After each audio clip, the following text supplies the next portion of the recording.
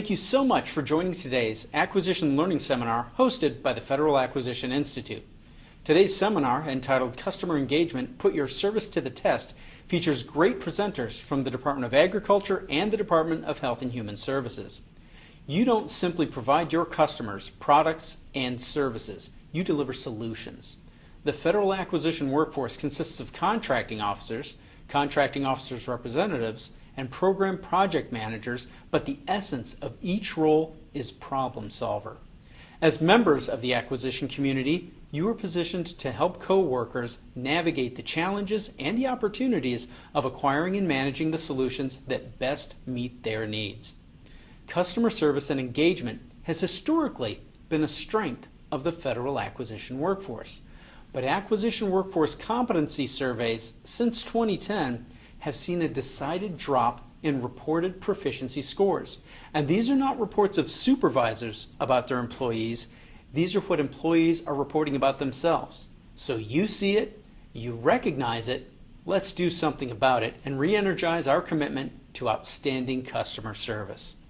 There are a couple of important items I need to explain before we get started. First, the Federal Acquisition Institute is recording this seminar.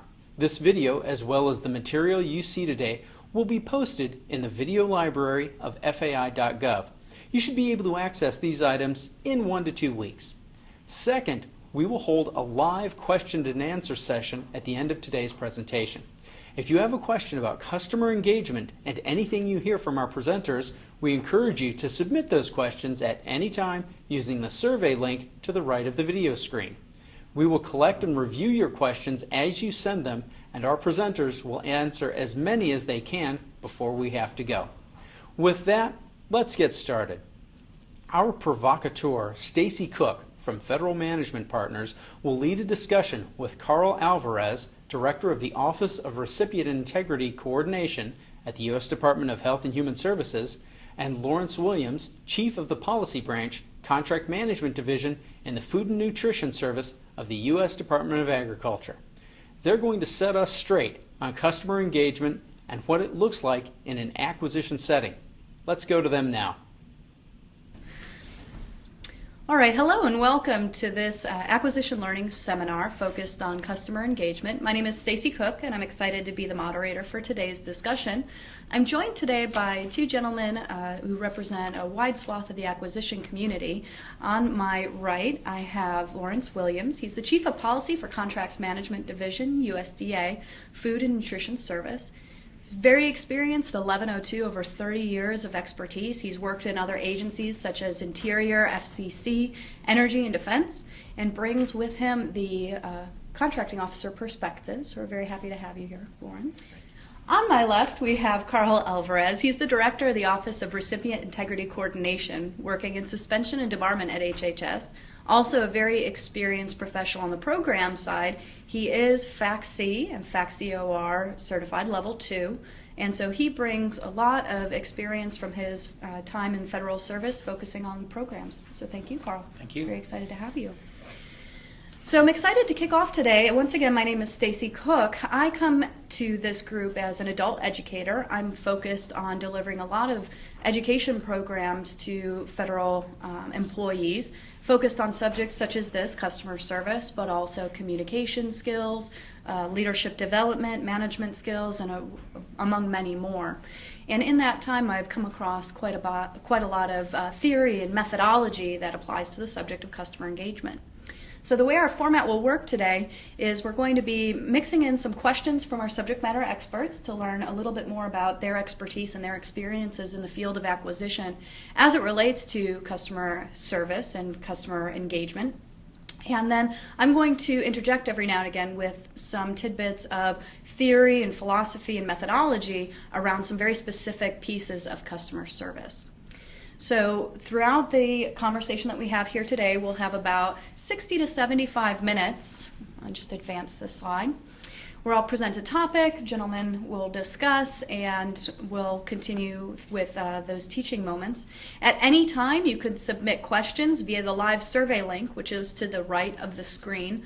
We'll be able to collect those throughout the presentation, and at the end, respond to your questions as a panel discussion as well, and get you the answers to your burning questions that you might have. And in case you are wondering, these presentation materials will also be posted on fai.gov following the seminar, so you will be able to see any of the slides that we present and a recording of this presentation as well. So, with that, gentlemen, I would like to get into our first question for today, just setting the stage. We're going to be talking a lot about customer service, customer engagement, what are the key components to this big topic. But let's just start with, based on your experiences, can you describe some of the impacts of really fantastic customer service on your customers? And so, Carl, I'll ask you to go first. Okay, thank you, Stacy. I turned back to a point in my career where I was trying to put in place a complex contract across organizations under great time constraints. End-of-year funding had to be done very quickly. And I witnessed superb customer service during this experience. The CEO was diligent about taking me through this process effectively and efficiently, a process that I only saw once or twice a year, so it was kind of foreign ground to me. He knew what he was doing. However, despite the great service from the CEO, I also experienced the most remarkable customer service from our small business specialist, Anita Allen. She was assigned to my operating division. As I was working every day with the CEO to get the requirements taken care of, Anita was off answering all the questions and that I would need to consider when I got to that point in the process. So that when I did get to the point where I had to consider the small business implications of my contract, Anita had for me all of the documentation and the answers to the questions that I would have, so that she could move forward without delay to the contract. Our processes aren't always popular with the people that are using them, with our customers. So it is incumbent on us to be generous with our expertise.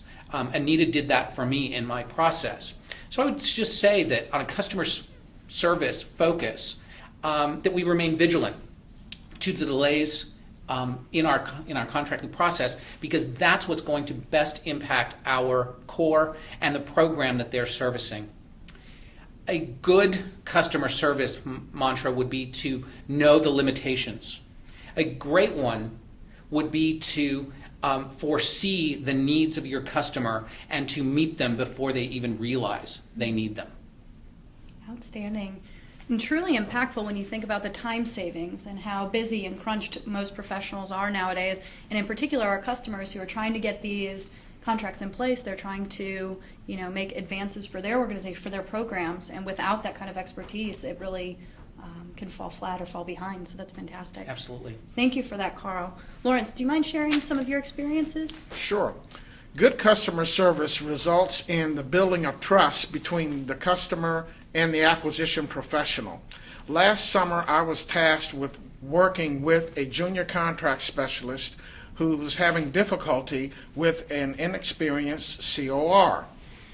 The customer was frustrated because they had received an inadequate proposal from an 8A firm.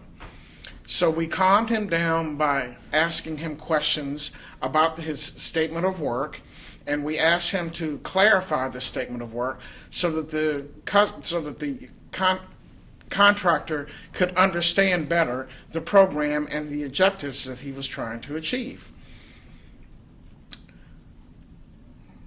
We worked with the customer to go through their desired outcomes and objectives and deliverables and to clarify those within the statement of work. We pointed out the areas that needed shoring up within the statement of work, and then we got the contractor on the phone and talked them through it. The contractor resubmitted their revised proposal, and the customer demonstrated The contractor demonstrated that they could do the work through their revised proposal, and the customer, as a result, felt more secure with the project and began to trust the business advice that we were giving him. And that trust is such a critical component. Yes, it is. Absolutely, and it sounds like the impacts of this, extend even beyond a customer in this case, when you're also talking about the contractors and the vendors that you bring into the process and helping them to deliver ultimately a better solution because they understand the requirements more clearly. Yes. So I'm hearing in both of your stories a lot of these key themes of what goes into creating fantastic customer service. And I want to take just a minute to walk through some of the theory, some of the concepts that will help frame up some of our other discussions that we have planned.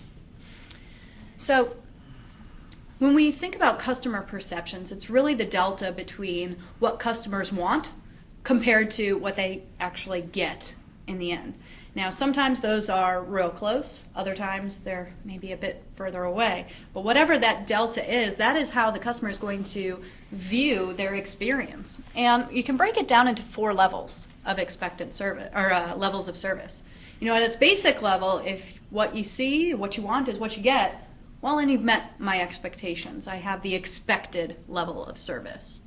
Now, if what I get is what I'll take, it might not be what I've asked for, but it's good enough.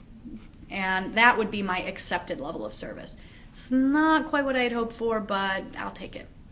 Below that, we've got this idea of rejected service. So what you gave me isn't what I wanted at all. And in fact, it's not even something that I can accept. It's so far below the requirements that I had established. So when you have rejected service, ultimately you're probably going to get a complaint from the customer. And that's really the worst of all worlds. But the last one, the one we should really strive for, is going above and beyond meeting the expectations of the customer and trying to give them not just what they want, but the manner in which we give it creates this excellent experience, right? So that leads to truly fantastic service. And you can look even further to see some of the more specific components that go into that level of service. It's not just what you deliver, but how you deliver it. And when we talk about some of the theory and best practices in customer service, we focus on these 4 critical components. The first one that you'll see here is reliability. You said you needed this. This is what I gave you, right? I have reliably produced to expectations. Moving beyond that, there's also the responsiveness component. So am I delivering on schedule? Am I making my commitments and meeting those? Or am I falling behind? Or do I need to make excuses for why I can't quite hit the bar that I had established in the outset? So that responsiveness key, very, very important. Then we have assurance. And assurance really takes 2 components here. It starts with your technical ability to know how to do the job that's expected of you. So in contracting, that you know the regulations, that you understand the process, and you can help make it easy for somebody else to navigate that process even if they aren't familiar. And when you do this, when you have this core competency, then you project competence, and the customer has the satisfaction of knowing, yep, I trust this person, I know they can get the job done. So all of that's really wrapped up in this idea of assurance. And last but not least, critically important is this concept of empathy. So not only delivering the goods, not only meeting your requirements and your timelines, but doing so with respect and understanding. Our customers have needs that come from someplace that makes sense to them. And even if they haven't communicated that background to us yet, if we strive to understand what that is and use that context to help them get to their end result, what we see is a better outcome for everybody involved. And it's interesting, when you look at these 4 components, you can slice them in 3 different ways, right? So the first slice you can take is just to look at reliability. If I'm really reliable, this is probably the most critical component to meeting expectations, delivering that expected service, right? But that in and of itself isn't going to bring me to fantastic, right? So bringing me to fantastic is getting that trust that Lawrence already spoke about, and then doing it with that respect and understanding. So when we're talking about trust, really responsiveness and assurance are those key components to building trust. Do they believe you will do what you say, right? And do they believe that you know what you're doing, this competence? And when you can combine those two and project those to your customer, you're truly demonstrating this trust component. They know they can rely on you. And then when you take it to the next level, when you add that bit of empathy, where you're truly trying to understand their perspective, you're truly trying to get at what the core requirement is, that's when you reach this point of fantastic customer service. And so there's a lot of concepts here that are all wrapped together. And I'm hoping that Lawrence and Carl can help make it real for the group and really bring in your experiences on this. And so, given that responsiveness, assurance, and empathy are really critical to that fantastic service, I'm curious, what are some strategies that you guys have seen done, from the program side or from the contracting side that professionals can use to enhance these areas? So, Lawrence, do you mind going first? Certainly. It's important to demonstrate empathy when dealing with customers. I'll use my previous example of the junior contract specialist and the inexperienced COR. The COR came into my office and was very upset and agitated. He actually had a meltdown and was getting ready to leave. But in order to diffuse the situation, I showed empathy, and I showed him that we wanted to work with him to help him achieve his objectives. We let him know that we understood his frustration. I apologized for taking so long to come to a viable solution, and I remained calm and listened to what he had to say, asking relative questions when appropriate. At first, the customer wanted to leave, but he soon calmed down and understood that we, quote, felt his pain. In summary, 3 effective strategies include careful listening while having them repeat the important points and asking questions at appropriate points. Number 2, apologize. And number 3, take it to the next step to build the customer relationship. Very good. Absolutely. Thank you so much for that. And Carl, I'm curious from your perspective on the program side, what do you have to offer us here? From a little bit outside of the actual acquisition workforce, I'd offer that from the outside, from the course perspective, responsiveness is truly that hallmark of better customer service. But the people we are working with, the contracting officers and contracting specialists, have a tendency to highlight and focus on assurance, on knowing the regulations, on knowing the process and helping you get through it. Empathy is a hit or miss within our work, and it is what I think truly distinguishes between good and great customer service. But to get outside of our comfort zone as acquisition professionals, I'd say let's focus on responsiveness for just a second in much the same way that Lawrence spoke about it. I am currently not in the business of ever saying no to one of my customers. I strive to understand their programmatic needs and their administrative needs in coming to the contracting professionals, which is kind of the empathy side of things. I believe that I need to show and demonstrate that I know my regs, the assurance side. But as you said before, to build that trust, I have to be responsive. I have to communicate effectively so that that responsiveness plays out in every exchange. Establishing trust is key in this process. Again, our customers come to us once or twice a year. They are navigating a process that is not anything but foreign to them. So we need to establish the trust that we know what we're doing and that we're trying to help them, and that we know the perspective that they are bringing to this entire process. So I always attempt at the very beginning of the process to provide a primer on where we're going from here. Hear from them their expectations, as Lawrence mentioned, and take that along the way. So their answer becomes part of our process. So I say, here's what I see us doing. They answer back with the words, this is what I need to get to. And we navigate from this point forward. To do this, I find that you have to make yourself available. Don't allow calls to go to voicemail if you can avoid it. Be accessible by being available. and pick up the phone even at those most difficult and trying times of the year when you've got a lot on your plate, the other person does as well. And so if you're responsive in those moments, you are building that trust in real time. It also reduces the needs for follow-on questions. So by providing this primer, you're getting them beyond the point of having to ask you the basic questions, and you have foreseen some of their future questions. So I would recommend that we all invest in those relationships. Responsiveness, assurance, empathy are hugely important in building that trust that will get you through the process in the short term and in the long term. Absolutely. And a theme that I'm really enjoying hearing from both of you is this idea of the relationship that you have with the customer and how critical that is. And that trust being the foundation of that relationship is really how you get it done in the end. Because there's going to be problems along the way, or at least challenges, maybe not outright problems. And it's hard to get through those if you haven't had that opportunity to establish rapport and trust with the customer and work through those. And I'm also hearing two concepts coming out from the both of you. One related to this idea of getting to yes, right, as being really important, helping them navigate the process, make it easy. And then also, Lawrence, what you were saying around listening, how important it is to take a step back, let them express what they need, Yes.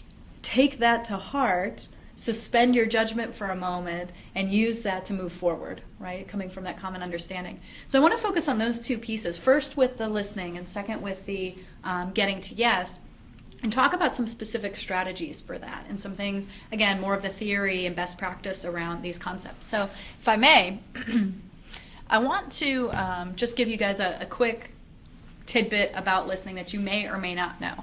So most human beings speak at about 125 to 150 words per minute. Pretty quick, right? Keep that going. However, most people listen at 450 words per minute.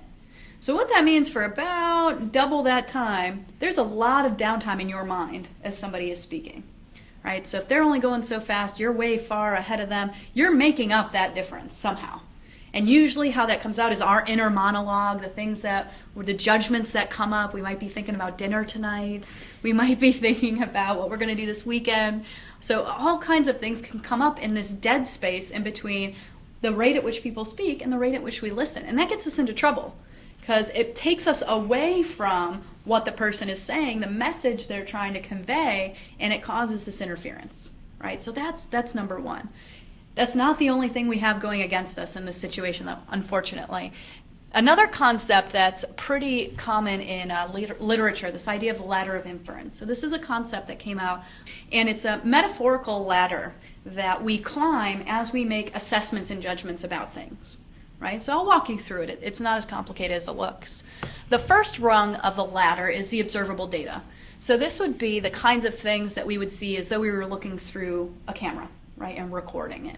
So in this room, we see the table is here, the screen is here, there are two gentlemen sitting on either side of me. This is the observable data that I have available to me in this moment.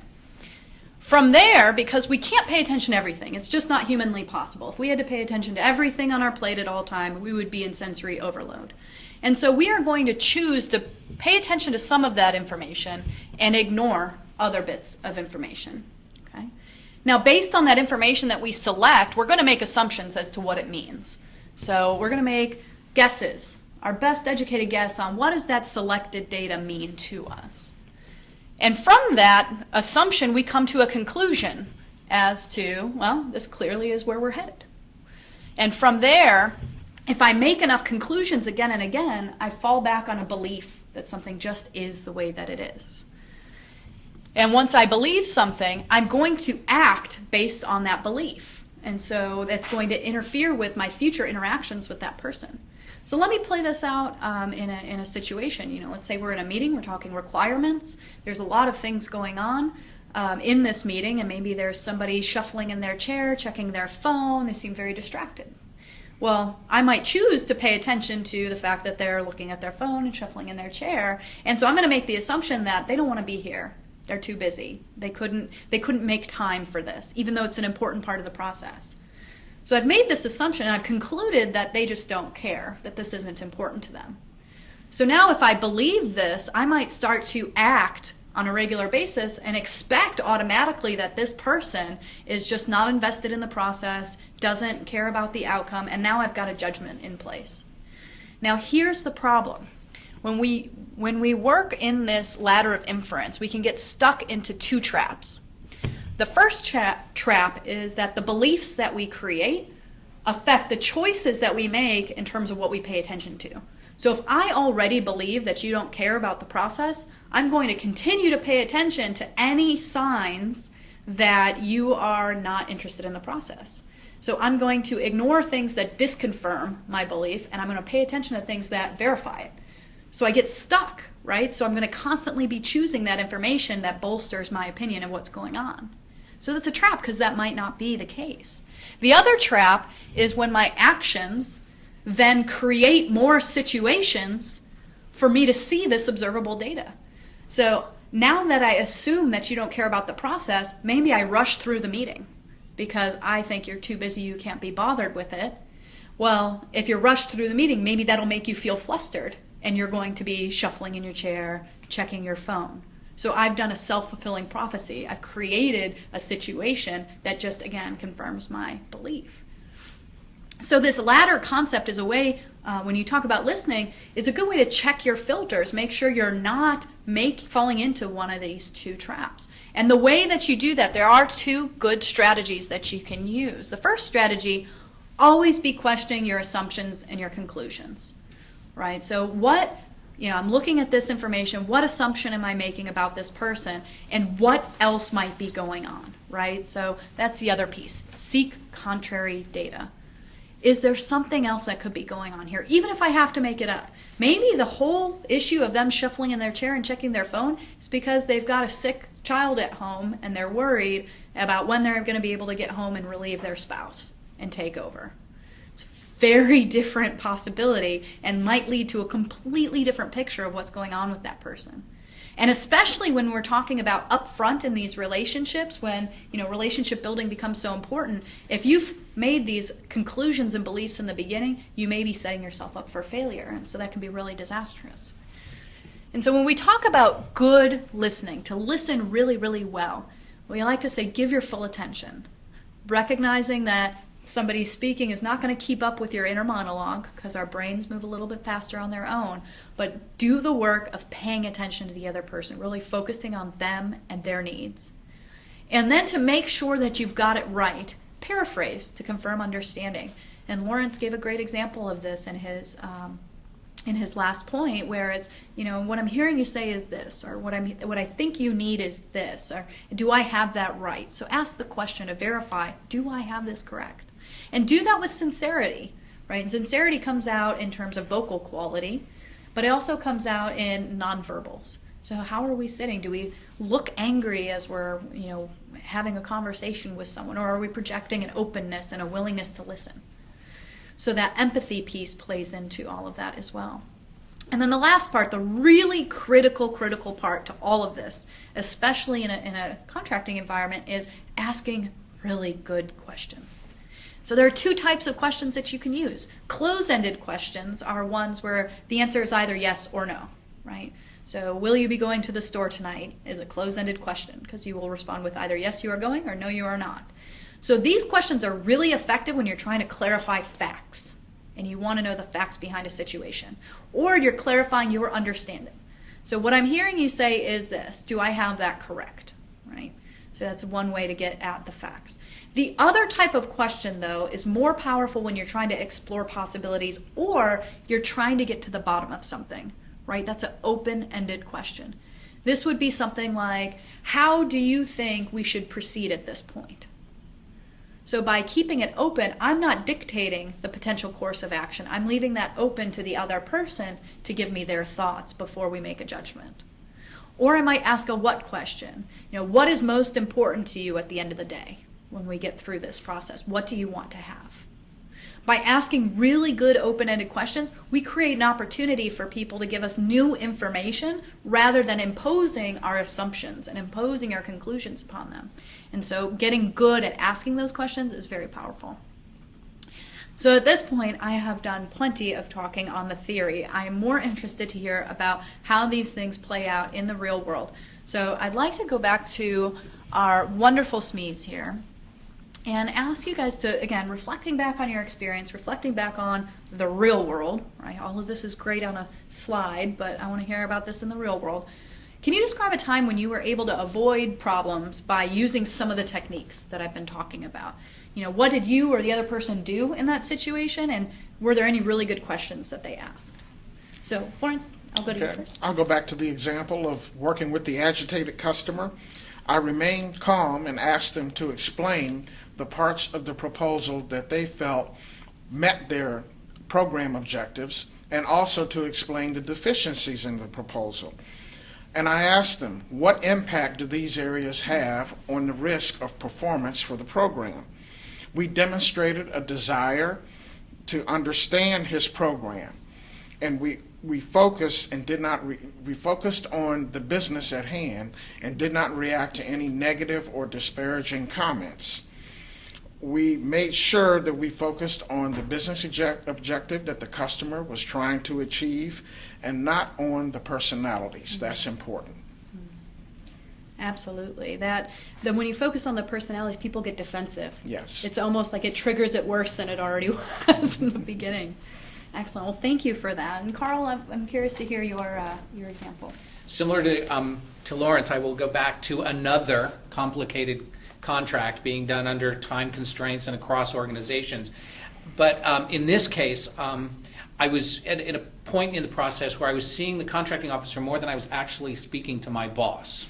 We were that tied at the hip. And he, very early in that process, asked the most important question that I've heard in an acquisition situation. And that question was basically, what do we really need from this contract? Let's dissect that for just a second. By using the word we, he made it something that we were doing together. We were going to collaborate on the solutions that we were going to create through that procurement. By asking me what we needed, using the word need, he elicited from me program priorities. Together we were setting expectations for this procurement, which ended up being almost 8 months of our lives. So it's an important thing to know at the beginning what you're doing and where you're going. By asking this question first, he set the guideposts and a roadmap to move forward and to define where success was in our future. Not only did this incredible professional ask that question, but he heard my answer. He was taking notes. Immediately following the meeting, he sent me back his understanding of that answer. He made mid-course corrections throughout the intervening 8 months until we got to procurement. He referenced where things were changing as we went through this process by repeating my answer back to me. He maintained an understanding together of the priorities we had set, the definitions of success that we were working under, and he gave us a guidepost to know that we were on the right track throughout the process. As I said to somebody immediately following the procurement, I always knew that we were trending positively, just because he had asked this question and heard my answer. He never made this my procurement. He was part of that team. I could not have done this without him. To this day, he would define himself as a contracting expert. I will always see him as a true customer service professional. Whatever he chooses to do, that kind of effort will place him in the pantheon of those people that do great things for others. The process that he created was collaborative, creative, and positive throughout. So it was great customer service from the outset that built the trust that got us to the end point with everybody in line. Absolutely, and what a powerful experience. And imagine if we had that in all of our customer service relationships, how much better life would be. It feels so rare these days to have an experience like that. And I love also in both of the pieces here, we hear those strategies play out. The listening carefully, respecting what somebody says, that empathy piece coming out. Also the verifying listening, you talked about taking notes, repeating back, asking for clarification, bringing the focus point back to what matters most rather than letting all the other noise get in the way. And I think that's so powerful when you're talking about, this important job that you gentlemen have day in and day out. So we discussed earlier, this concept of listening being very important. This other aspect that I wanted to touch on today is on getting to yes and the importance of getting to yes in any customer service relationship, but in particular in the acquisition field. So if I may, I want to talk a little bit to this point of what does that mean. I've got this graphic up here. We've got two gentlemen, clearly very incensed. Well, I guess it's the same guy, unless they're twins. But to illustrate the point, on the one side, if you have somebody saying, "No, I can't," the inevitable response that person will receive is, "Yes, you can." Or, if not outright, "Yes, you can," "Well, you should." Right? And you create this combative situation between two parties when you present a no. And some of you may have experienced the time where somebody gets an answer from you that they don't like, and so they turn to somebody else in hopes that they'll get a different answer to their question, one that they do, in fact, like. And that kind of, going from mom to dad, so to speak, can create a lot of frustration and a lot of anxiety among many parties. And it's inefficient in a lot of ways, right? And so the idea of getting to yes is to break this cycle of "No, I can't," "Yes, you can," and say, what can we do? What answer can we get to that moves us forward rather than keeps us right here where we are, which is for everybody a very frustrating place to be. And so it helps to further illustrate what I mean here when I say something that's negative. Even some very benign statements that we use every day actually come off as very negative statements because they cut off the discussion. We've got one example here. The customer says, "Well, why do I have to do it this way?" And if the response is, "It's the law." He didn't say no, right? So there's no negative in that sense. But it's negative in the sense that it stops the discussion from moving forward, right? I say, it's the law. It's very matter of fact. There's no place to go from here. And if you think about it, if you backed somebody into that corner, they don't have an out or something else to explore. Remember, they're not experts. You are the expert. And so helping them find then the next step to move around this issue, that's the challenge for reaching this point of excellent customer service. So in our second example, we have, do you know where I can find a good explanation for this regulation? This one is an out and out no, so this one's pretty easy, I guess. And so by saying no, again, you're shutting down. Nope, I don't know where it is. When the possible response could be, I could find out, or you might want to start here, and if you don't find it there, you might want to check here, and if that still doesn't work, get back to me, I might be able to help you find it. So it doesn't mean you always have to do it for the person, but being of assistance, being generous with your expertise is crucial to helping them be self-sufficient in the long run. And that's what you want in a productive relationship. So last one that I have here, or somebody saying, the customer says, "What options do we have here?" And the response is, "I don't know." And there may be times where you don't know. It's okay not to know everything under the sun. I think that's acceptable. But what can you do with that, right? Can you find it out? Can you take it from there and ask somebody else who maybe has deeper expertise in an area that you're less familiar with? What options can you explore? And so if you approach these situations, any customer service situation, from the perspective of what can we do instead of what can't we do, you change the entire narrative of what can happen from there, right? And you produce entirely different outcomes. It's very powerful. So when we talk about getting to yes, we're talking about this idea of where can we go, this positive language. So a negative version would be, "Oh, you didn't fill this out properly. Right? You didn't take the proper steps in this process." As opposed to the positive, which would be, "Let me help you with that part so we can get it done the right way." I think in an example Carl gave earlier, he had mentioned the idea of anticipating requirements and being ready for when things happen, and that responsiveness that comes out of knowing that somebody, again, who's not an expert, they might struggle. So how can you bolster them? How can you make that just that much easier by being prepared for the pain points, right? So that piece on positive language. And just to highlight a very key point here, that good customer service means being very generous with your expertise. We've heard that as a common theme already, and I think throughout your careers you'll find this to be a nice mantra to take up when you're really trying to get to that fantastic level of service. And so given that, I want to go to some strategies for how to say no. Because in our field, in the acquisition community, regs are what they are. And it may be that there are very distinct limitations that have very, very big restrictions on what we can and cannot do. So when you have to say no, right, the first step, and Lawrence mentioned this time and time again in his very good examples, it's listen to the other person. Even when you know you may not be able to do what they're asking. Just listen, that empathy, that respect. Let them get it out. And then cushion your reply, right? You want to show them that respect by saying, I know this is important to you. And I wish I could get that done for you because I know it's very important. And then your next step is to follow that up very promptly with what you can do for the person. So we can look at using another vehicle to accomplish that. Or we can maybe talk with this group over here and see what else might be possible. So again, even if you don't know the answer, it's getting to yes, getting to what can be done. And so this process can be really helpful even when you feel like you have to say no, which happens every now and again. And so with that, I want to explore this idea of getting to yes and learn more about how each of you have worked with your customers on getting to yes. So Carl, do you mind going first? I will go first. In your examples, they're classic challenges to the acquisition professional in that with so much work being done by so few people, it comes to a point where each of us asks the question of what do I have to do?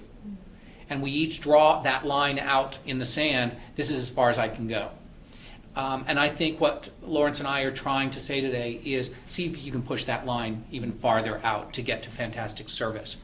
The regulations that we work under guide us in certain ways. They don't, in reality, block much. Mm-hmm. So it's a matter of interpretation and holding to those regs, but finding the innovative and creative solution. Many of those innovative, creative solutions come out of a temporary no. When you hit a point where you have to answer the word no, and you follow it up, as you said, promptly with this is what we can do, you will often find the most innovative solution at that point from the temporary no. A great CO is going to provide that vision to get you beyond the no to the yes. But yes isn't part of every one of our situations. We have to recognize that.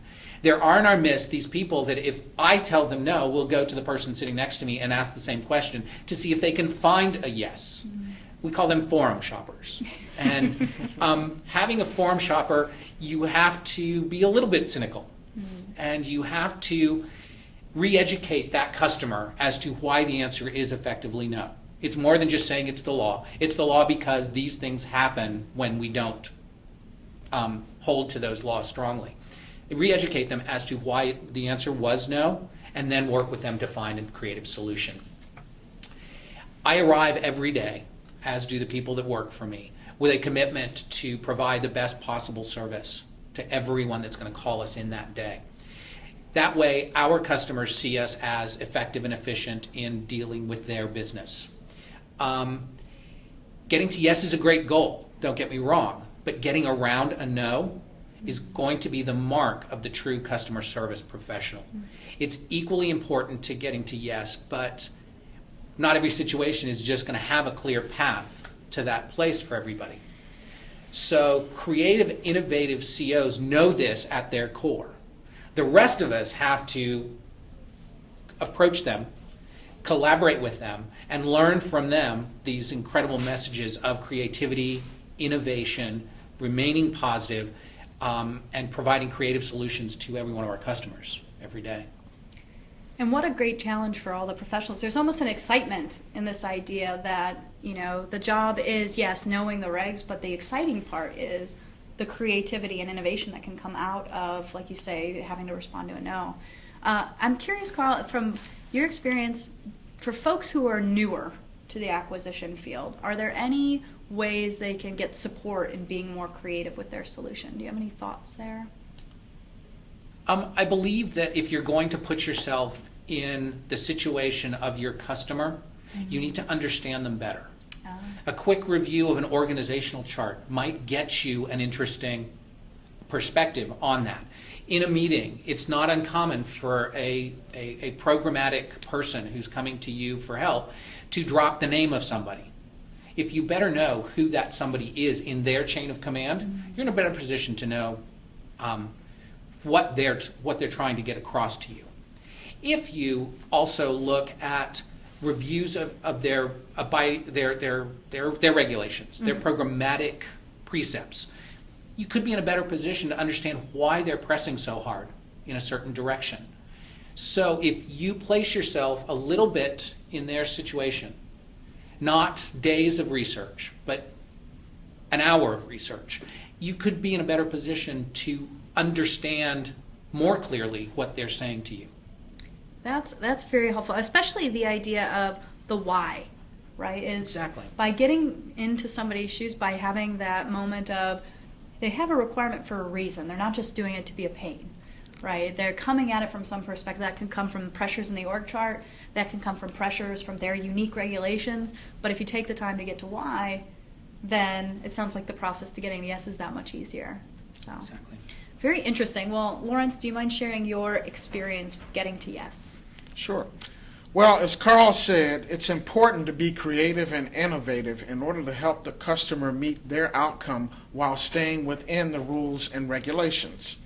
You should never immediately tell a customer no. This particular customer wanted to know how to get a particular individual under contract. We should always help them achieve their ultimate goals and outcomes. We can get to the same place by taking a different route. I explained the benefits of our suggested solution and our route and the negative impacts of the going in a different direction. Always explain the thinking behind the regulations and the rules, how they help to protect the public interests and how they help to protect taxpayer funds and the positive benefits to the customer's program. And that getting to why. And it's not only the customer's why, but now it sounds like, Lawrence, you bring in the great idea of explaining your reasoning to an issue. And I think in particular when the answer is no, if people just understand the process or your thinking behind the process, it can be a lot easier to swallow even when that is the case. So sometimes you have to go through the painful process of bringing people along with you. And it's interesting when you do that, as challenging as it can be up front, you end up educating the customer, right? So it's almost as a customer service representative as teacher in that case, which is kind of a fun way to think about it. There's an activity that I've done, as I mentioned, I'm an adult educator. I do a lot in the field of performance management, a lot in the field of setting good goals and expectations. And one of the activities I've done time and time again is you put people in four corners of a classroom, right, all at a flip chart. And you send one person out, give them a note card, they go out in the hall, they take their piece of paper and they walk out. And you've got two people at the front of the room with another person standing by giving them guidance. You have another person who's got no guidance whatsoever. And what you do is you start giving them instructions on what to draw. Say, draw a square. Draw 3 small squares within that square. Bisect the small squares twice. Draw a rectangle within the large square. And of course, the person who's got no guidance, this is a Picasso that's coming out at this point. Like, it looks absolutely preposterous. The other 2 people, they're being guided on where to put them, and you start to see that I'm giving instructions for how to draw a house, right? And so as we go through, large square, the small squares are the windows, right? The rectangle is the door, and so you can see the picture emerge, but it takes a lot of time. I've got to give all the steps in the process to get there. And so by the time I get done with all the instructions, we take a look around, we get a good laugh at the Picasso, we see the houses, the very simple houses at the front. But when you look at the person, you grab them out from the hallway, they come in, they inevitably have this beautiful home with decorations and landscaping and a driveway, and there's a car in the driveway, and you look at this and you say, how did they get to that? And they held up the card and they said, it said draw a house. So rather than giving all of the painful steps in the process, if I can help us figure out here's our ultimate goal, what you find is that people will surprise you with how they get there, right? And maybe the house had different decorations than we had expected, but sure enough, they look all right. And that kind of brings this idea of helping your customer along and being the teacher, setting the end state and getting there together can be really powerful, not just for you guys, but for them too. So with that, we've had a great conversation on these 4 questions. I really appreciate the time of our experts here. I'm interested in opening it up to question and answer. And so we're going to take a short break. We're going to go through the questions that you've been submitting throughout the presentation. If you haven't had a chance to do so already, again, you can submit your questions to the right of the screen. And we'll be back on in just a few to give you our responses. So thank you very much.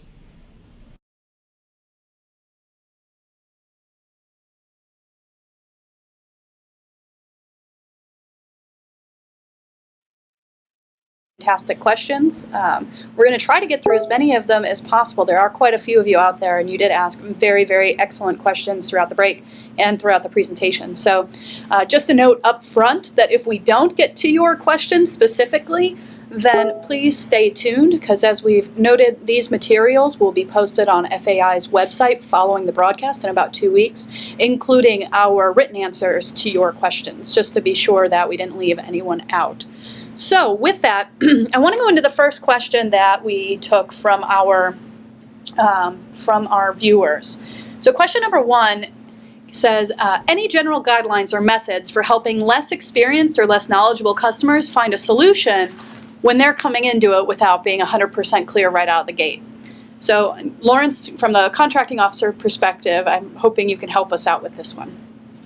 Yes, this happens quite frequently in our profession.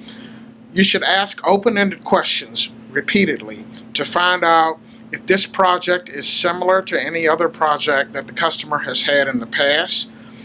Also, you have to find out if it's similar to any project that your office or another CO or yourself has handled or managed in the past. Try to find out if there's similar projects that have been executed by your office. And there are 2 critical things that you have to ask. First, what is the background of the project? Also, you want to find out what is the final result that the customer is trying to achieve.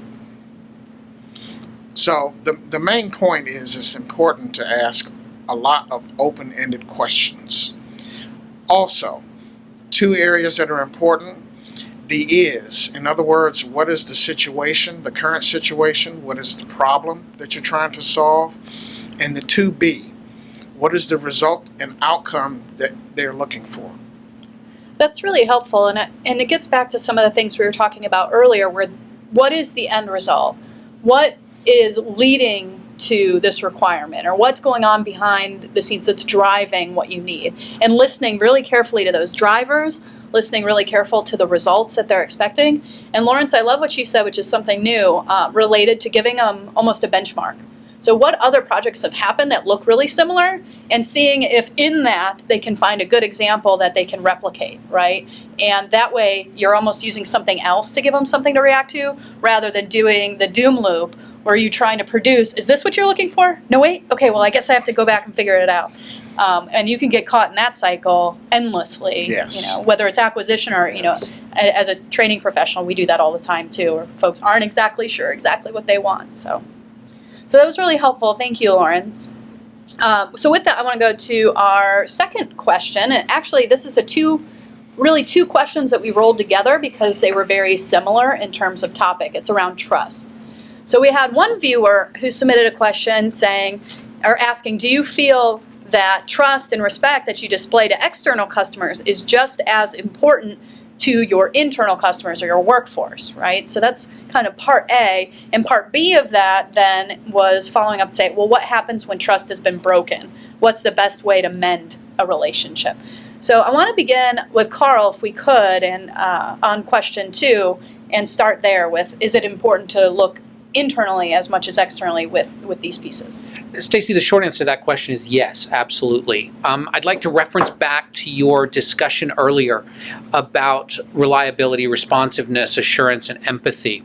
And trust comes in this situation from that element of reliability, in that we know what we are there to do, and we can guide our customers through where they need to get. So we need to be reliable in that case. The best customer service that I've seen entailed giving the same message to every one of your customers.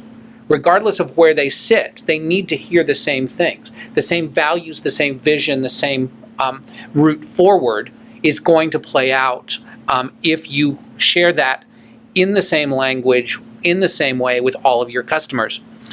We as acquisition professionals can often hide behind our regulations. During your presentation, you talked about positive, expansive answers instead of the negative no. It's not against. That's against the law. Give them the answer that will fully give them a move forward. You will be more trusted if they see you as a guide instead of a gatekeeper that's keeping them from getting to where they want to be. I have to say that internal customers and the workforce must trust that you'll be consistent.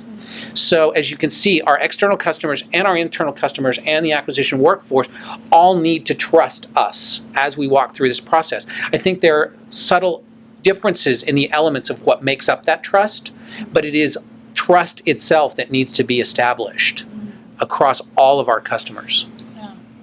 Yeah, that's really helpful, Carl. And I think building on that a little bit with the internal customers or workforce, I would say this applies also to your external customers too, but that consistency of service is really important. Otherwise, you can create sometimes perceptions of favoritism if you were giving one message over here and a different message over there, or varying levels of support. And so I think there can grow a reputation around this, around your character almost, depending on if you're giving different responses to different people. So that consistency becomes really important internally as much as externally. And I'll start in on this third question, this idea of, okay, well, what happens if you have a break in trust? How do you begin to mend that? And there's a great book, if you haven't read it, this is a topic that interests you and you want to pursue it, I recommend getting your hands on it. It is The Speed of Trust by Stephen Covey. And in that, he goes into a lot of detail and talks about how a good trusting relationship, you can know that it's a good trusting relationship when it's okay if trust is broken, right? That's not the end of the world. It's not, two ends of a spectrum, right? Trust and no trust. That it's actually more of a continuum in terms of how much trust you have with somebody. So in a good relationship, you'll probably break trust, hopefully in small chunks, but regularly, and that builds even more trust in the future. I'll give it like a personal example, right? So if in your personal relationships you're late, let's say, and that's a break in trust. You said, I'll meet you at 1 o'clock, and it is 1:30, and that's a break in trust. Now, I would like to think most relationships that you've had for a long time, it's easier to get over that lapse, right? Because you've had a long history with somebody. You know them, maybe they know you're a steady person, they'll look past it. But if it's a brand new relationship or your first time meeting someone, that break in trust becomes magnified, right? Because now it's going back to the ladder of inference. They don't have any other data points on you yet. So they're going to assume you're just a late person. And that's going to be, I think, a real breaker for you. So I think understanding first the magnitude of the break in trust is step one. But when trust has been broken and you know it's of a significant magnitude, first thing to do is put it on the table and call it out, right? You can't fix what you don't know. And so getting everybody in the room saying, hey, I know things to this point maybe have been rockier than we would have liked. Call out the break in trust and own it, right? That taking responsibility will be huge in that instance, if it's especially if it was you who broke that trust. And then move forward exhibiting those characteristics that are so important. A couple of them are being sure you talk straight with somebody, that you're real transparent with them, that you're demonstrating respect, that you're transparent, you're trying to right the wrong, right? Which is even having this conversation shows that you have a positive intent to fix what didn't go so well. And show loyalty with the other person, that you're in it for the long haul and that it's worthwhile for you to get that right. And so that step becomes really important. And then the last piece that I would say goes a long way is extending trust, right? It's a reciprocal relationship. And so if you're demanding trust of other people but never giving it out, you're sending a mixed signal, right? And that in and of itself can really diminish what you're going for. So that's some of the theory behind rebuilding trust. But Carl, when we were talking, you said you had a good example of this playing out in your own experience. Earlier I mentioned, in response to your statement in one of the teaching moments earlier, you said that we needed to be generous with our expertise. And I also referenced that our process isn't the most popular.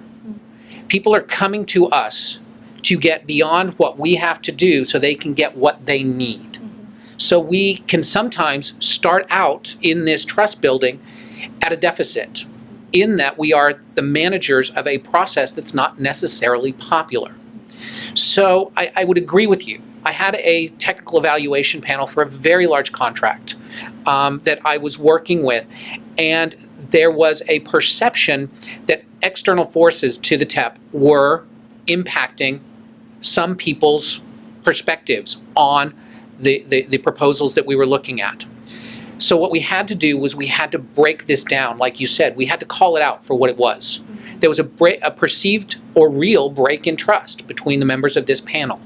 So we brought the entire panel together, the supporters of this panel, the contracting officer, the core, the managers involved in what was needed, and we sat down and we called out the break in trust. Some people feel that they're not being provided all the information that other people have. And so you call it out. Then you find a brainstorming mechanism to look at the very short term. How do we get beyond this real or perceived break in trust? You sit and you let everybody say, this is what it's going to take for me to get over this. I need to trust this. I need to know that. I need to feel that. And get all those things on the table and come to an agreement on how you're moving forward collectively. Once you have the plan forward, then everybody outside of that panel steps out, and the panel says, how do we own this? How does each and every one of us commit to the elements of this? Coming from HHS, Health and Human Services, I often use a medical reference to help give you the ideas for this. And that is, you can't be sure that a prognosis is going to work. What's moving forward is going to work until you've diagnosed the problem. So you need to dedicate the time to coming up with what is really the problem here. Hurt feelings are equal to broken regulations. They have to be equal. And so sit down, put everything on the table, come up with a plan forward, and elicit a commitment from everybody on that, in that group, to moving forward. Yeah, that's so important too. And it's challenging, I think, for most people because it demands vulnerability.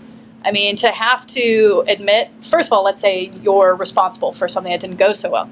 To admit that in front of a group, especially I think if they're looking at you as the contracting officer, as the person who knows the business, to say that something didn't go well, I mean, that can feel really hard.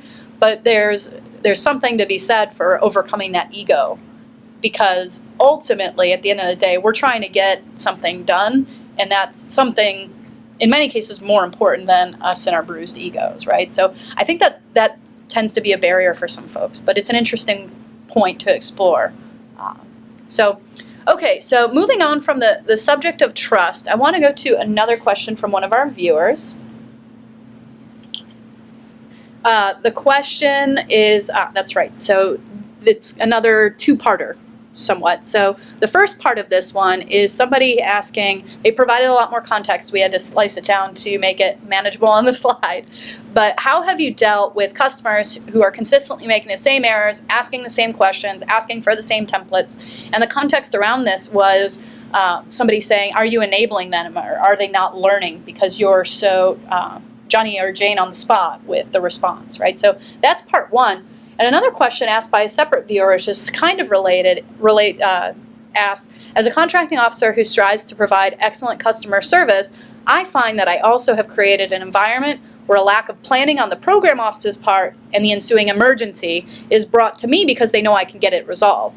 How can you recommend providing excellent customer service and balancing that with not being taken advantage of?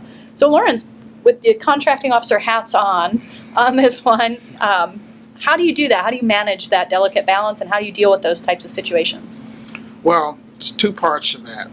The first approach that I would use is the help me help you approach. That is, you have to explain to the customer the benefits of following the templates and the business advice that you've given them previously. Explain to them also the negative impacts of not following that advice and not following those examples.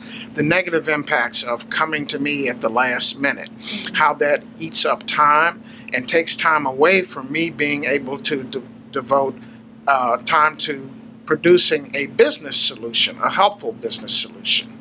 And that, time is money, basically. And so that can impact them and their program and then the outcomes that they want to achieve with those programs. The second part to that is basically when you have someone that is used to coming to you at the last minute, we have a term, customers with their hair on fire. That happens all the time in the acquisition community. And they learn that, okay, this person's going to get it done, and so they'll repeatedly come to you. So it's a balancing act, providing excellent customer service and then not also at the same time being careful so that you're not an enabler.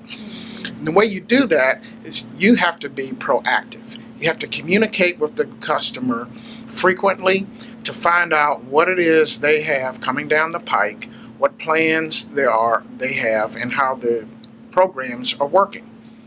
For example, we have monthly customer production meetings in our office with our customers. And the purpose of those meetings is to find out progress on current projects, but not only that, to find out if there are any problems, if there are any issues, or whether or not another important project is coming down the pike, so that we can get advance notice. You have to be proactive in that area, otherwise they'll repeatedly come to you with emergencies. Yeah, that's helpful. Like creating an opportunity for them multiple opportunities for them to interject issues before they become hair on fire situations. It's a simple strategy, but it seems genius in its simplicity, right? So Yes. If it's not something you're already doing, certainly something to consider. Carl? From the flip side of this exact same question, there may be a lesson learned here. A lesson to be learned here, I think is the better way to put it. In that, I was recently working with my boss, very smart, very astute woman, who was trying to write requirements on something that we had never done in our office. Specifically, it was new tablets. We had always bought computers, we had always bought Blackberries, but we had not bought a series of tablets. So we were trying to determine what the business need was for these new devices and where they could be used. And twice during that conversation, I said something to her that later in the process, when she needed it, she repeated back to me. I had said it too early. So if I had sent a template to somebody, to a customer, who wasn't ready to receive it, and didn't see where it fit in the process, I could get a question back from them, do I have this template? One is to say, yes, you have it, it was in my email of March whatever, and to point them in that direction, but to also recognize in your next procurement that a customer that doesn't have a full appreciation of our processes may need you to send that to them later in the process and closer to when it's needed. So it's not that they're dumb, it's partially a timing sort of thing. And we can learn that lesson as we do this over and over again. It's kind of like this mantra I've heard applied to other situations: meet somebody where they are, right? So that might be very different from where you are at the time. But that extending that courtesy and thinking through where they're at and what they might need in that moment, this idea of just-in-time help in a lot of ways. And I get the frustration because we are working at a deficit of time and energy. And so I sent it to you. And the second time, I'm going to be less understanding than the first time they ask for a repeat. So I get the frustration, but we could learn from these questions on an equal footing with our customers. Absolutely. Yeah, and I'll add to the discussion one other consideration that's, I think, underlying both Lawrence and Carl, what you guys are saying, and that's the relationship that you have, the one-on-one relationship that you have with your customer goes a long way in these situations, right? So if they see you as the contracting officer and that's it, they'll probably come to you with their hair on fire, right? If they see you as Lawrence, who, I know that guy, he's very generous with his time, he's so helpful, and you know about each other's families. I mean, you've got a relationship that you've built. In that relationship, you have more empathy, you have more understanding, so that when when Lawrence comes to me and says, hey, if you get this to me last minute, it's really going to affect us on the back end. Now I'm not just looking at the process, but I'm looking at the person that I'm interacting with too. And so I think that speaks to another theme we had earlier, which is just the relationship with the customer being so paramount to making these things run more smoothly. So, all right, any last thoughts on that one before I move on, guys? Okay, great. So thank you, viewer, who asked those two lovely questions. Move on to our sixth question, which was directed at Lawrence, famous nowadays Lawrence. But earlier in the program, I believe it was the part where we were on question 2, and the question was, what are a few strategies that acquisition professionals can use to enhance responsiveness, assurance, and or empathy? Lawrence, you were telling a story about somebody that you worked with, and you said that you got them to calm down, right? So this person would just like a little more clarification on what did you do precisely to achieve that mystical state of calming them down? Well, I asked him about the history and background of his project, and also I asked him about his program, his job position, and his objectives. Most people are proud of the position that they have and proud of the programs that they manage. And so I played on that to make him focus on the business at hand rather than focusing on the emotions. And that way, I got him to calm down and be less emotional. I also asked him to tell his story and explain what he thought would be a good solution so that it didn't appear as though we were trying to force him into a solution that he wasn't going to accept.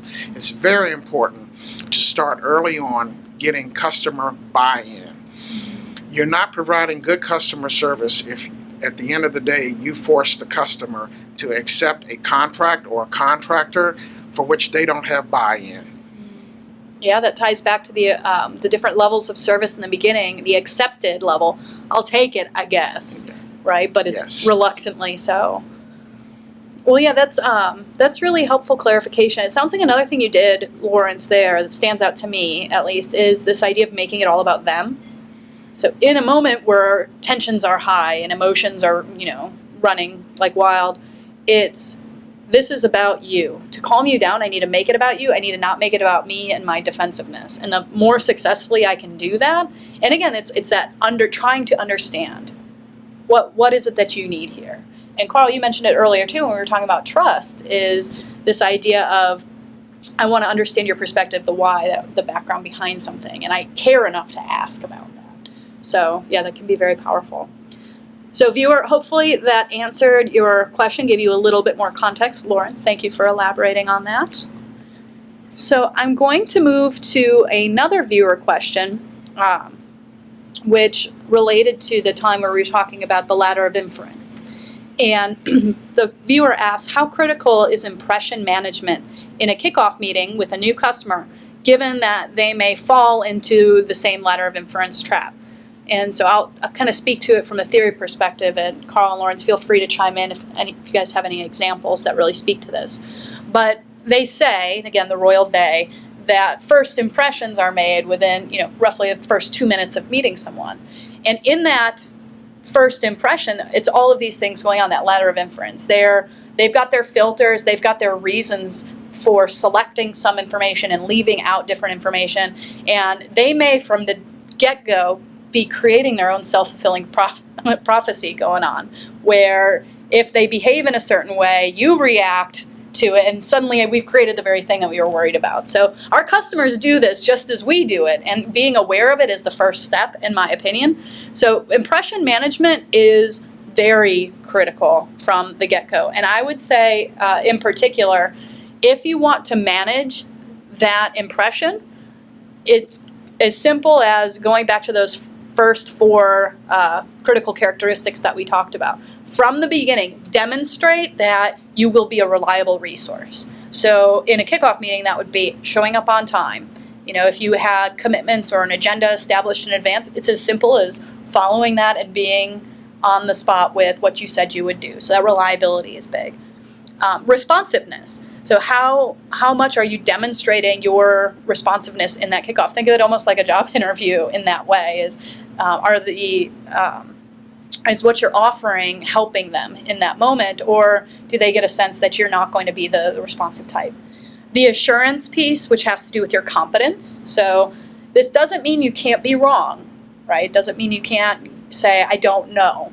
But it does mean that you want to give them the assurance that you're willing to find out, right? Even where you don't know. And I think that goes a long way to, again, that trust component. And then the last part, empathy.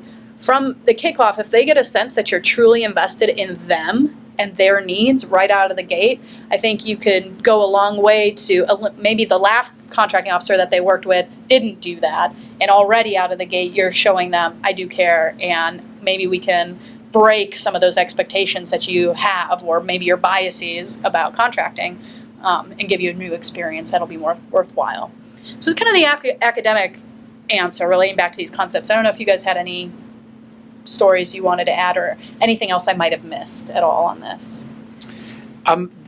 Stacy, real quick, the theme of these last few questions has been the timing and the quality of our communication. Communicating effectively is going to allow Lawrence to ask a series of open-ended questions of a very agitated customer and get a whole set of data that will not only help him get beyond that agitation, but will also help him in the long term in getting through the contracting action. He probably, in that situation, learned a great deal about this guy's program. He learned about what direction he thought he was going with this. And so he could, over time, after that initial communication, could begin the process of weaving those themes into his roadmap of moving forward. So it's building that trust is key very early on. So this question of impression management is critical in starting this off right. If it doesn't start off right, you step back and you try again until you get to that point where you have managed the impressions of your customers so that they know that you're going to get them what they need. It may not be the most direct route as they see it, but you're going to find alternative and innovative solutions. You're going to be creative with them. You're going to recognize their program criteria and their program goals in meeting the requirements of the regulations that guide our work. So if the end goal is the signature on a document that will allow that customer to go off and do what they need to and want to for their program, and allows us to actually sign that document, you've gotten to a better place. But that is all based on that first set of impressions. How did you come to them? How did you meet their needs? How did you guide them when their needs were outside of the scope of what you could provide? All of that is trust. Absolutely. So again, viewer, I hope we answered your question. Any last rounds on that, Phyllis? Well, I just want to piggyback on what Carl said about impression management. The situation that I had with the particular difficult customer could have turned out a lot differently if I had begun the defensive role initially. And that's why it's so important to make it all about them, make it all about the customer initially, and to not worry about anything that may be perceived as being negative or trying to defend yourself. Yeah, absolutely. Okay. Well, wonderful. Let's move on then. We've got a question number 8 from a viewer, and this one gets towards listening, right, to understand. So it seems to me that many people listen to reply rather than listen to understand. Do you think good customer service is the ability to balance between thinking about the customer's thoughts while also feeling or monitoring the customer's issue?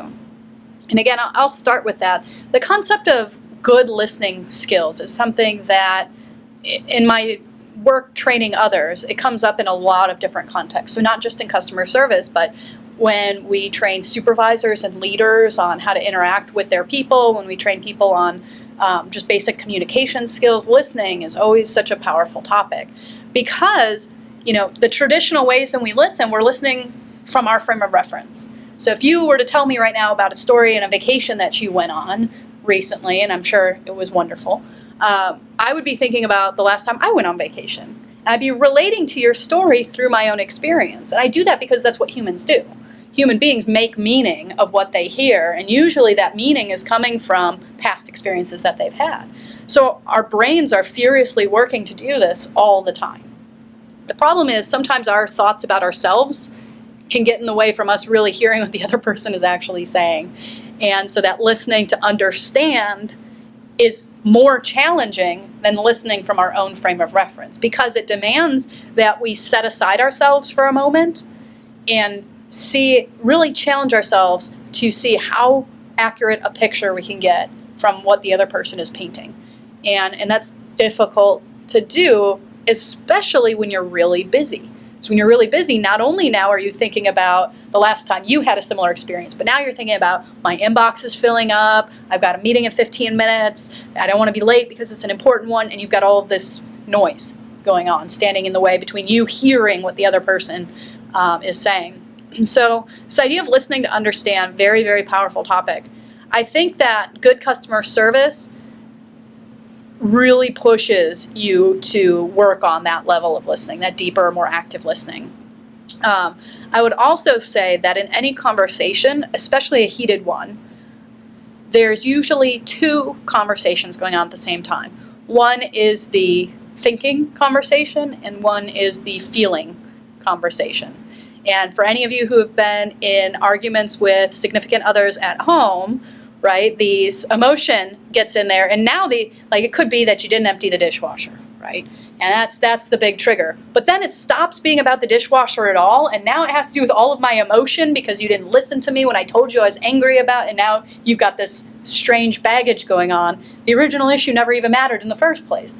So in any conversation, you need to attend to both the thinking conversation and the feeling conversation, and you may need to do that separately. And so a strategy is to say, hey, let's set aside the dishwasher, in my example, right?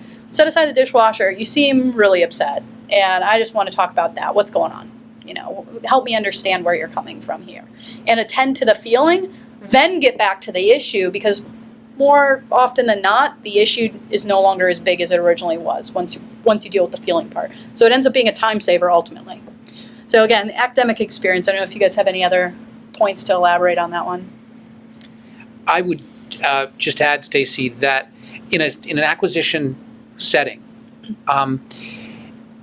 one point of note is that we could get to a place if we don't address the agitation on the part of our customer, if we don't recognize the nervousness they bring to the table, that they're not going to get what they want, if we don't respect the fact that they consider themselves under extreme time constraints, and being judged on those time constraints by senior managers, if we don't respect that, what's going to come into that room is a whole lot of the emotional side.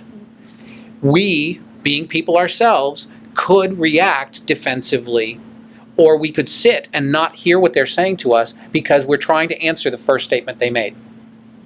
That defensiveness needs to get kind of picked apart as they're speaking. We often talk about going to our happy place and finding a quiet moment in their answer, that it's not all about me. I am here to do for them what they need to do to get through this process.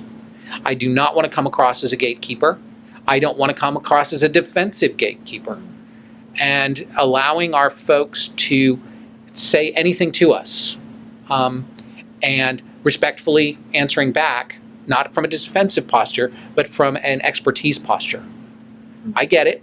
You think I'm dumb, but and it's never going to be that black and white, but it is going to be, I do this for a living every day, and I'm pretty good at it. Why are you accusing me of not caring about your needs? I do, but I don't need to say that out loud.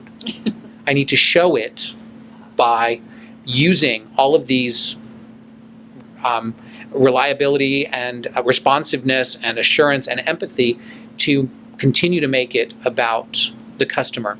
In one of my questions earlier, I actually said that a super CO never made it my procurement. It was always ours. And when we're sitting back and things are getting tense, we have to remember we're in this together. And keeping that at the forefront is going to allow you to find your happy place and answer back in a way that is productive for the process instead of destructive to the process. Good sound advice. All right. What I'm going to do is move on to the next one at this point, our 9th question asked by viewers, which is, how can you best serve a forceful customer in wanting to do things his or her way rather than follow the policies? I'm gauging by the smiles that I'm seeing that you guys have experienced this a time or two. So who wants to take this one first? I will step into this one then. Thank you, Lawrence. I think Lawrence and I would probably have the same response. I remind people that we don't do this for our health, that the regulations are there to do certain things for the public, for the department, for the process itself, and that they wouldn't look good in orange or stripes and want to go to jail because they want it their way instead of the way it's supposed to be done. I have never found a timid contracting specialist or officer on this topic. People can come in with an overinflated impression of their own importance, and it takes a good contracting officer to say, we've all got to live by the regs. It's the same old adage, we all put our pants on one leg at a time. We're all in this together. Let's get it done right. Let's not get it done in a way that's going to impact your program negatively, impact your career negatively, or impact my career negatively. Do you agree? Yeah, that's correct. You have to impress upon them the negative consequences of not doing things correctly and following the rules. And we have a term, like Carl said, we don't look good in stripes. Also, another term is we don't want to end up in the Washington Post, in the newspapers. And in my first training in acquisition many years ago, the person that was teaching this class started with the statement, don't do anything in your career that you wouldn't want to see on a billboard on the Beltway. If it's not going to make you proud, don't do it. Never sign your name on something that you can't justify as being in compliance with the way things are supposed to be done. It embarrasses you, it embarrasses your management, and it's not going to be good in the Washington Post. Yeah. And it sounds like giving them the consequences, giving them that full picture of, well, if we go down that road, here is what will happen. I mean, that's good consultative practice. That's helping. That is being helpful for somebody who may not even realize that what they're suggesting is as bad as that, right? And so I think that's a helpful behavior. And going back to our topic before about getting to yes, or avoiding saying no, even when the answer is no. How do you do that? Same strategies, right? It's bringing people back to the common goal. We're here to accomplish X. There are a lot of different paths we can take to get to X, and the ones you're talking about will take us to jail, in this case, right, in the example we're playing with. And so how about we still get to X, but we just do it this way? And bringing people back to the goal can be really, really helpful. And I hear this when I coach others on micromanagement, right, in terms of leadership style. Same sort of thing. I want to give you every step that we need to take along the way. Should you be doing that, or is it backing it up to the objective? Is that maybe going to enable us to find the best answer, not just the answer we can think of right this minute? So. And as uncomfortable as it can be, sometimes you just have to elevate. Yeah. There are plenty of people in most acquisition professionals' hierarchy that can tell them, he or she is right. Let's do this the right way. And that will often, match a senior person with a senior person. They'll have the conversation, and it will dispel the tension that person's position has brought into the discussion. And I've also seen a contracting officer kind of push back from the table and say, if that is the process you're going to use, we don't need to be part of that discussion. When you want to come back to us with a solution that meets the regulations, we're right there with you. Because there's no weight to push here. Yeah. The regs are clear. And so it often kind of backs them up. Those are good strategies. All right, thank you for that. I think we've got one more question that we'll tackle here, and it's almost amazing that we've taken as much time as we have. You guys asked such rich questions. The very last question that we have here is, how valid or helpful do you think it is to give your customers an anonymous customer satisfaction survey? So I'll let you guys think about that one a little bit, but I would say it kind of makes me think of the old adage, what gets measured gets done, right? And I think knowing that there are people who are trying to objectively evaluate the quality of the service that you're providing can be in and of itself a helpful motivator for people. I mean, it's kind of horrifying at times as a trainer. You know, we have a lot of those questionnaires that go out at the end of a workshop, for example, and going through those results sometimes can be harsh because you might get a comment, oh darn, I wish I would have figured that out beforehand. But the data point is still helpful. The other part to it, though, that I think you need to balance is that in many instances, people speak when things aren't going very well, right? So I think a customer satisfaction survey is helpful. It can't be the only thing that you use to gauge how well things are going.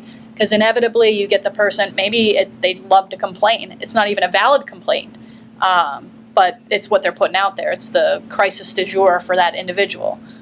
So you always have to have that set of glasses on when you take a look at that kind of feedback and try to triangulate what you're hearing in a survey with, let's say, if you're a supervisor of contracting officers, and are you going in and observing this same behavior, or has this come from multiple sources? Because the one-offs can be misleading. So I would say it's helpful, but be aware of those limitations and be sure that you're managing those. So that's my take on it. I don't know if you guys have a different take.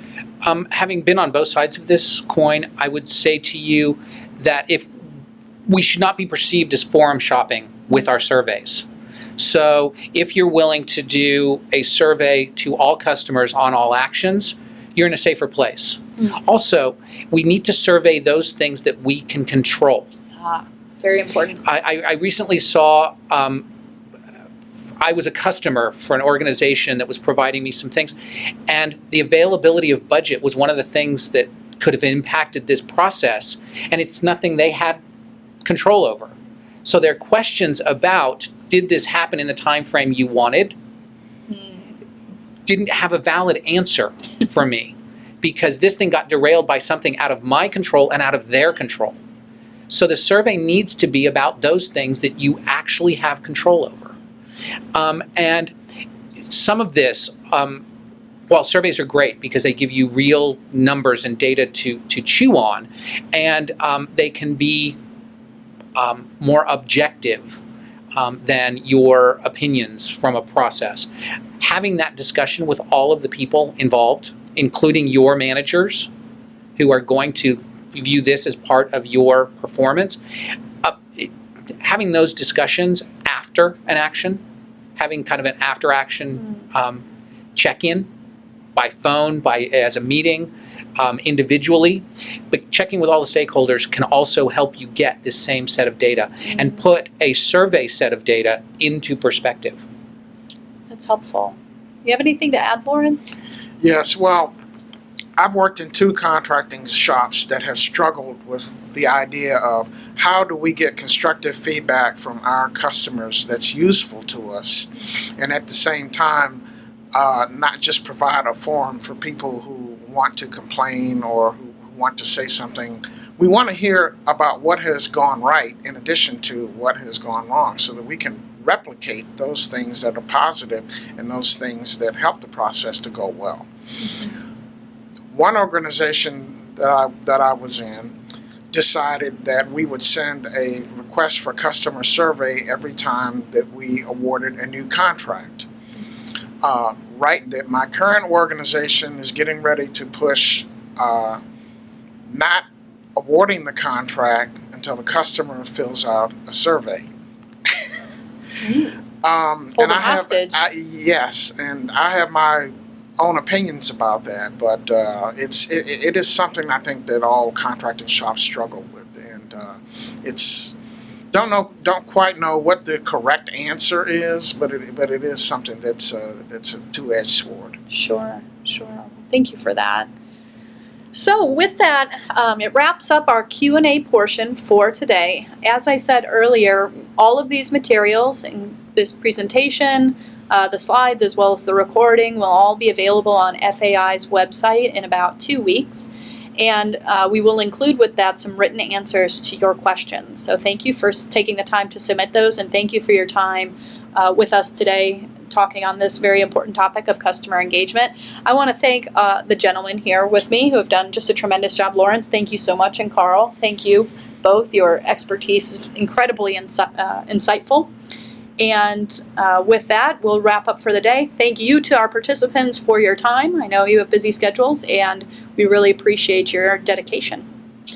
So enjoy the rest of your afternoon. I hope you all have a lovely week, and goodbye.